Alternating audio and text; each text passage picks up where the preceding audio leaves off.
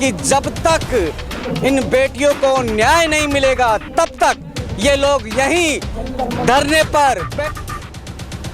नमस्कार, news now Bharat देखना शुरू कर चुके हैं आप। मैं हूं राहुल पांडे। जंतर मंतर पर 25 दिन से चल रहा पहलवानों का धरना अभी तक जारी है।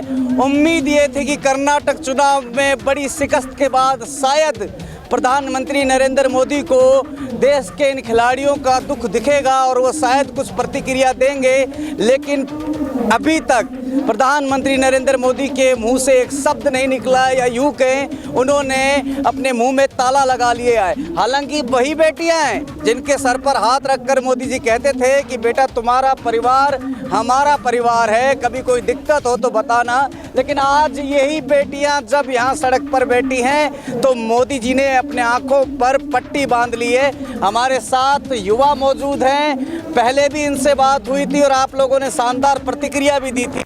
अब तो 25 दिन हो गए। चलिए मान लिए कर्नाटक चुनाव में बिजी होंगे प्रधानमंत्री, उनके लिए वैसे भी चुनाव बहुत महत्वपूर्ण होता है, अब तो भी हो गया। ऐसी क्या मजबूरी हो गई है, क्यों नहीं बोलना चाहते? देखिए, हमने एक बात कही थी कि फैसला हो जाएगा, फैसला होगा। भाई फैसला इधर से हो या इधर से, फैसला तो फैसला है। 3 से 4 दिनों का इंतजार करिए, इधर से फैसला नहीं हुआ तो फैसला इधर से होगा। 21 तारीख को चौपाल से महम की, और ऐसा फैसला होगा कि इस देश याद रखेगा। एक बात आप समझ लीजिए, फिलहाल ये धरना ही इस देश की सरकार की जान बचा रहा है। पूछो कैसे?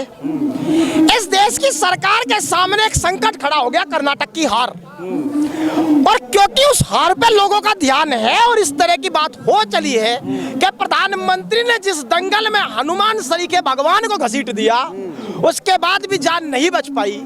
प्रधानमंत्री क्या वाकई कमजोर हो चले? अब जनता जब इस तरह की चर्चा कर रही है, तब हमने कल यहाँ एक मार्च निकाल दिया, तो जनता का ध्यान वापस किस पे आ गया? बेटियों पे। जान किसकी बच गई? प्रधानमंत्री की। तो अभी ये धरना प्रधानमंत्री को फायदा पहुंचा रहा है। लेकिन एक बात आप ध्यान रखने, हमने देश की सरकार को 15 दिन का वक्त दिया था। 21 तारीख का निर्णायक दिन है, 15 दिन पूरे हो जाएंगे। इस देश की सरकार शायद इस धरने को चलाना चाहती है। धरना कभी भी जनता नहीं चलाती, देश की सरकारों की हठधर्मिता चलाती है। और सरकार ने शायद ये सोच लिया कि एक बार पिछले 2-2 हाथ में तो हमें निजात मिल गई थी, हम हार गए थे, एक बार किसानों से 2-2 हाथ फिर करने की इच्छा है। 21 तारीख का वक्त लिख लेना, ऐसा फैसला इस देश के हरियाणा की चौखट से होगा कि वापस ये दिल्ली दोबारा ट्रैक्टरों से सजेगी, ये दिल्ली दोबारा किसान बनेगी, और ये दिल्ली दोबारा सड़क की चकाचौंध बनेगी। इंतजार कीजिए, 21 तारीख आने दीजिए, हम दिखा देंगे कि हम क्या कर सकते हैं। 21 तारीख पर तो बाद में आऊंगा, लेकिन आपने आज से पहले देखा था कि एक व्यक्ति जिस पर यौन शोषण जैसे आरोप लगे हों और वो नेशनल मीडिया पे आकर धड़ाधड़ इंटरव्यू दे रहा है, खिलाड़ियों पर धमकी दे रहा है, नेशनल मीडिया उसको लेकर एक कैंपेन चला रही है, एक तरह से सहानुभूति की तरीके से। मीडिया का ये रूप आपने पहले देखा था? आखिर ये क्या है? देश की बर्बादी में मीडिया का योगदान इतना बड़ा देख रहे हैं। देखिए, मीडिया का योगदान इतना बड़ा है कि इस देश में ऐसा इतिहास मीडिया ने अपनी चाटुकारिता से रच दिया कि देश फ्रीडम इंडेक्स में 161वें नंबर पे 180 में से खड़ा हो गया। कितना बड़ा पत्रकारिता का इतिहास इस देश की सरकारें लिख रही है। गजब की बात है। आप समझिए, मीडिया की चाटुकारिता का स्तर यह है कि कर्नाटक के चुनाव में अगर इन मीडिया वालों के हाथ में ईवीएम दे दी जाती तो शायद घर जाकर के बीजेपी का बटन दबा करके खुद ला करके रख देते। इतने परेशानियां नजर आ रहे हैं। एक बात और भी समझ लीजिए, जब कोई भी संकट आता है, कोई भी संस्थान डगमगाता है, चाहे वो संविधान का चौथा स्तंभ मीडिया हो, चाहे फिर विपक्ष के घर के चौखट पर जाने वाली सीबीआई और ईडी हो, जब कोई भी स्तंभ कोलैप्स करता है तो ऐसी स्थिति में जनता उसका विकल्प ढूंढ लेती है। जनता जब मीडिया ने अपना काम करना छोड़ दिया तो जनता ने आप जैसे पत्रकारों को इस देश की शान समझ लिया, आप जैसे सच्चाई दिखाने वाले लोगों को शान समझ लिया, और इसीलिए आप पर विश्वास इस देश के तथाकथित बड़े बड़े चैनलों से कहीं अधिक है। साधुवाद आप लोगों का कि किसान आंदोलन में आपने सच दिखाया और इन बेटियों का सच भी दिखाने का काम आप कर रहे हैं। इतिहास जिस दिन लिखा जाएगा उस दिन में जिक्र आपकी सरीखे इस पत्रकारिता का भी होगा, सोशल मीडिया का। नहीं, एक बात ये भी है, जो ब्रजभूषण के समर्थन है वो कह रहे हैं कि भाई अब तो इंडियन ओलंपिक एसोसिएशन ने तमाम जो पदाधिकारी थे WFI के उनको भी प्रतिबंधित कर दिया। एक तरह से ब्रजभूषण का भी पद चला गया। दिल्ली पुलिस ने SIT के सामने पूछताछ भी हो गई। तो अब क्यों ये धरना जारी है? अब क्या चाहते हैं? सर, इस बात का बहुत अच्छा सवाल आपने पूछा, मैं बहुत व्यापक जवाब देता हूं। अगर किसी ब्रजभूषण के समर्थक को यह लगता हो कि लड़ाई ब्रजभूषण विशेष के खिलाफ है, तो विशेष के खिलाफ नहीं है। दरअसल ये उन 6 से 7 कमजोर बेटियों के लिए लड़ाई लड़ी जा रही है जिनकी जान को खतरा है। जिस व्यक्ति पर 84 मुकदमे हों, गरीब परिवारों से वो बेटियां आती हैं और माथे पर मिट्टी को लगा करके साक्षी मलिक बनने का सपना देख रही है। इस तरह का व्यक्ति अगर रोड पर खुला घूमेगा, जो कैमरे पे कहता है कि गोलियां मारना मेरा शौक है और मैं बाहुबली हूं, उन बेटियों की जान को खतरा है। जब यह सलाखों के पीछे होगा तब वो बेटियां सांस ले पाएगी, उनकी जिंदगी बच पाएगी। इसीलिए लड़ाई सिर्फ ब्रजभूषण को झुकाने की नहीं थी, पद से हटाने की नहीं थी, उन बेटियों को जीवन दान की रक्षा देने की लड़ाई थी। और जब तक ये आदमी चला जेल के पीछे नहीं जाएगा, उनको न्याय नहीं मिलेगा। इसीलिए इस आदमी को जब तक हम जेल में नहीं भेजेंगे तब तक हम पीछे हटेंगे नहीं। एक अभी 2-4 दिन पहले कुछ 2-4 लोगों ने नारे लगा दिए मोदी के खिलाफ, क्योंकि किसान आंदोलन में भी आपने देखा होगा कई ऐसे लोग आए जिन्होंने इस तरह के नारे लगाए और पता ही नहीं लगा वो लोग, क्योंकि किसान तो थे नहीं, वो आंदोलन में कहां से आए, कैसे आए, किस तरह के प्लांटेड थे। तो जैसे ही वो 2-4 नारे लगे, उसके बाद पूरी रात वो तिहाड़ी चौधरी 9 बजे जो आता है, वो पूरी रात ये बताता रहा कि प्रधानमंत्री के खिलाफ ये आंदोलन, दरअसल ये आंदोलन राजनीति से प्रेरित हो गया, राजनीति ने हाईजैक कर लिया है और लोगों की नज़र में ये डाल दिया गया है कि ये नेता आ रहे हैं, ये नेता इस आंदोलन में, नेताओं का क्या काम है, राजनीति को हाईजैक कर लिया गया है इस आंदोलन में। 2 बातें आप समझ लीजिए। जो आदमी सरकार के खिलाफ आंदोलन करने आएगा वो मोदी भजन तो करेगा नहीं। पहली बात तो ये देश इस गलतफहमी को निकाल दे दिमाग से। अगर आपको लगता है कि जिस तरह मोदी जी के समर्थकों ने मोदी के मंदिर बनाए और जाकर के वहां आरती शुरू हो गई, ये किसान जब मोदी के खिलाफ आएगा मोदी का भजन करेगा, वो तो बिल्कुल नहीं। भाई खिलाफ बात तो होगी, मोदी के भी होगी, सरकार के भी होगी, इस बात पे तो कोई कंप्रोमाइज है नहीं। कई बार जबान फिसल जाती है, गुस्से में आदमी कुछ अपशब्दों का प्रयोग कर देता है। ये इस देश में पहली बार नहीं हो रहा है। इस देश में मनमोहन सिंह को महिला बताना, इस देश में राज्यसभा के पटल से प्रधानमंत्री का ये कह देना कि आप तो ऐसा रेनकोट पहन के नहाते हैं, आप तक पानी पहुंचता ही नहीं, कोई भ्रष्टाचार का आरोप पहुंचता ही नहीं। इस देश में AK एंटनी को रक्षा मंत्री होते हुए कश्मीर की धरती से पाकिस्तान के एजेंट कहने का काम देश के प्रधानमंत्री ने किया था। इस देश में सोनिया गांधी के बारे में मैं वो शब्द का इस्तेमाल नहीं कर सकता जिस तरह की गाय सरीखे और महिला सरीखे अपमान शब्दों का इस्तेमाल किया गया। इसका मतलब इस देश में इस तरह की भाषा का प्रयोग पहले हुआ है, पहली बार नहीं हुआ। दूसरी बड़ी बात, एक और भी बात समझ लीजिए भाई, हम सीधे साधे किसान आदमी, हमारे पास ज्यादा बकवास संभालनी आती नहीं। देश के प्रधानमंत्री तो हम है नहीं कि पहले से सवाल सेट करा ले कि पर्स रखते होगे नहीं, आम चूस के खाते होगे, काट के खाते हो। हमारे सामने तो तुरंत सवाल आता है, देसी है हम आदमी, बैलू की चाल के साथ हमने चलना सीखा है। तो भाई किसान है, इनका कुछ उल्टी सीधी भी निकल जाए आदि दिमाग से, दिल पे लेने की तो कोई बात नहीं, लेकिन खिलाफ बात होगी, डंके की चोट पे होगी, मोदी विरोध होगा, सरकार का विरोध होगा। कई बार जबान फिसल जाए उससे हम बचेंगे, लेकिन विरोध हम इसी तरीके से करेंगे। 21 तारीख के बाद क्या करेंगे? 21 तारीख के बाद इस देश में हम ऐसा इतिहास रचेंगे जैसा पहले आप देख चुके हैं। कैसा था पहला इतिहास? पहला इतिहास ऐसा था कि इस देश की सरकारों ने हरियाणा से आते हुए ट्रैक्टरों के सामने गड्ढे खोद दिए और हमारे ट्रैक्टर हेलीकॉप्टर बन गए। गड्ढों के ऊपर से उड़ते हुए इस देश की सरकारों ने ट्रैक्टर देखे और कब आकर के बॉर्डरों पे बैठ गए सरकार को पता नहीं लगा। ये आंदोलन उससे खतरनाक होगा। इस आंदोलन में एक एक बीजेपी के नेता को टी-शर्ट पकड़ करके, वो चमकीला सफेद कुर्ता पकड़ करके माए पूछेगी बेटियों को इंसाफ कब मिलेगा। बड़ी बात है कि हरियाणा सरकार में मंत्री विज जी कह रहे हैं कि मैं बेटियों के साथ खड़ा हूं। इसका मतलब सरकारों के अंदर से आवाज आनी शुरू हो गई है, पहुंचने दीजिए चौखटों तक ये आंदोलन। आदमी को शीशा देख के सिवा कहीं शक्ल दिखाने की जगह नहीं मिलेगी, खुद की शक्ल खुद ही देखनी पड़ेगी। ऐसे काम देश की सरकार कर रही है, बेटियों को न्याय न दे करके, वो मुकाम भी आएगा और दिखा देंगे। एक बात बार बार कही जा रही है कि 12 साल से शोषण हो रहा था, भाई 12 साल कहाँ थे, अब क्यों बोले, ये बात बार बार दोहराई जा रही है, क्या कहेंगे आप? सर एक बात आप समझ लीजिए, महाभारत के अंदर कर्ण को परास्त कहाँ करना है और कब करना है, इसका चयन कृष्ण ने यह कहा था, समझदारी से करो अर्जुन।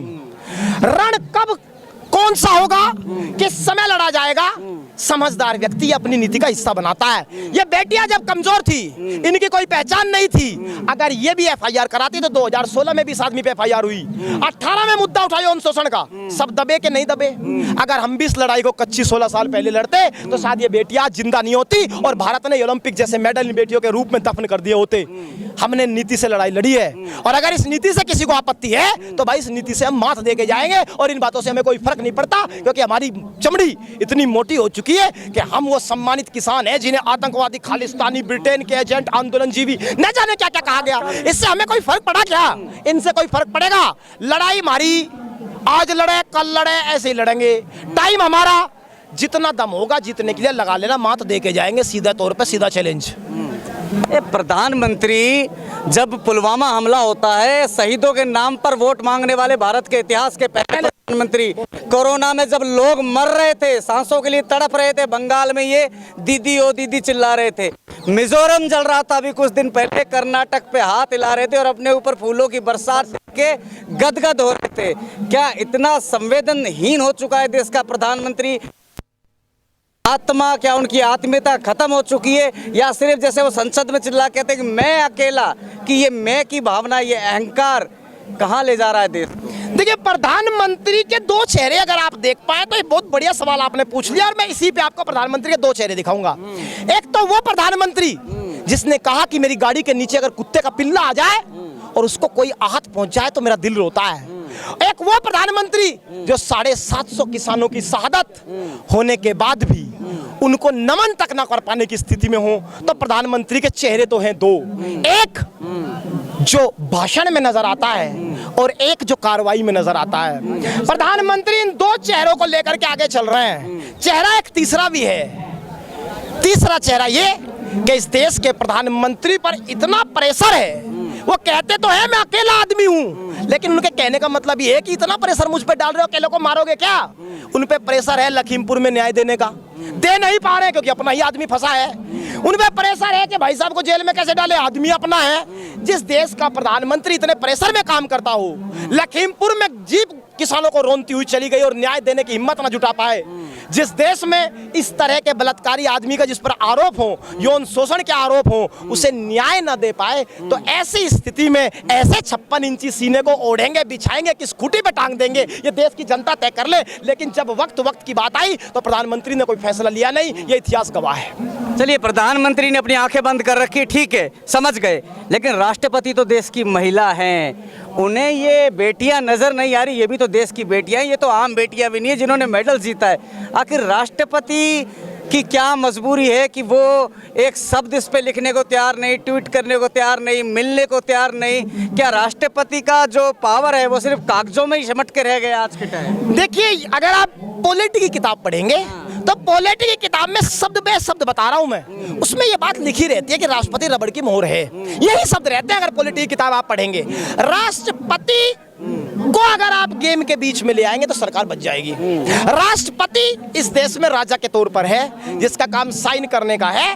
राष्ट्रपति को अपना कद मुबारक इतने कमजोर नहीं कि हम इस देश के प्रधानमंत्री कार्यालय के दरवाजे साक्षी मलिक के लिए दोबारा न खुलवा पाए। लिख के रख लीजिए, ये गेट खुलेगा, ये दरवाजा भी खुलेगा, वही प्रधानमंत्री होंगे और स्वीकारेंगे कि मेरे परिवार की बेटियां हैं और मेरी तपस्या में शायद कोई कमी रह गई, इसलिए आप वहाँ 24 दिन, 25 दिन, 1 महीना, 6 महीना, 13 महीना जो भी रहे।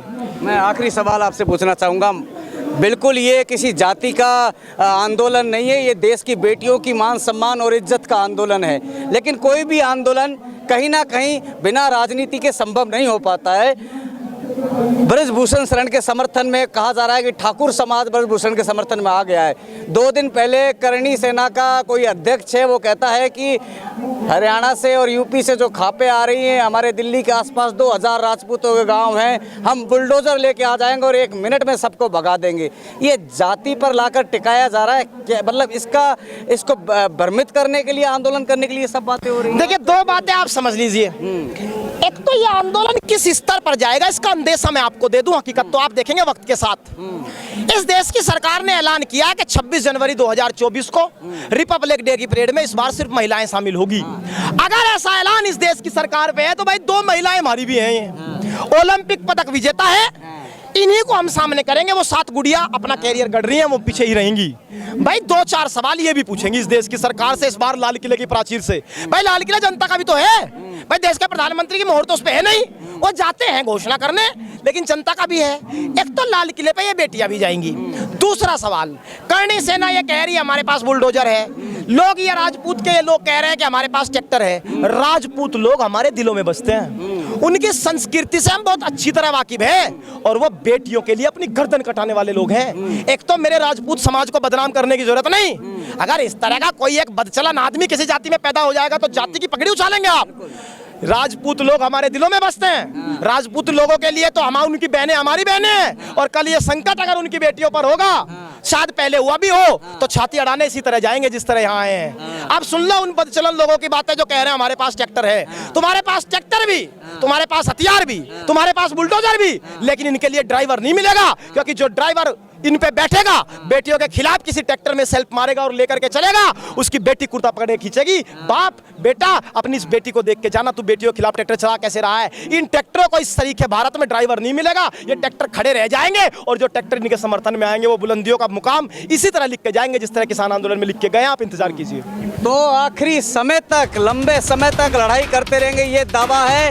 साफ तौर पर मुझे नहीं पता कि प्रधानमंत्री नरेंद्र मोदी आपको क्यों इन बेटियों के आंखों के आंसू नहीं नजर आ रहे हैं, लेकिन अगर ये आपका अहंकार है तो आपको बता दूं, ये वो किसान है जो बंजर जमीन को फाड़ कर भी उसमें से खेती पैदा कर देते हैं, अन्न पैदा कर देते हैं। तो आप अपने इस मुगालते में ना रहिएगा, और किसानों ने ठान लिया है कि जब तक इन बेटियों को न्याय नहीं मिलेगा तब तक ये लोग यहीं धरने पर जोश देख सकते हैं। है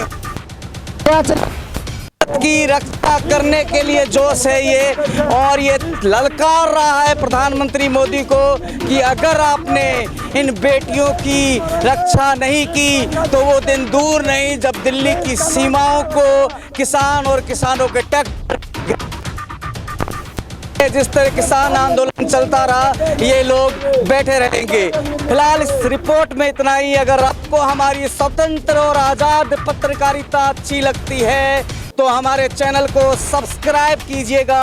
सब्सक्राइब करने में आपका तो कुछ नहीं जाएगा, लेकिन हमारी हिम्मत बढ़ेगी ताकि हम स्वतंत्र रूप से, ईमानदारी से, नैतिकता के आधार पर आप तक सच्ची खबरें पहुंचाते रहें। फिलहाल मुझे मेरे सहयोगी विश्वजीत झा को दीजिए इजाज़त। नमस्कार।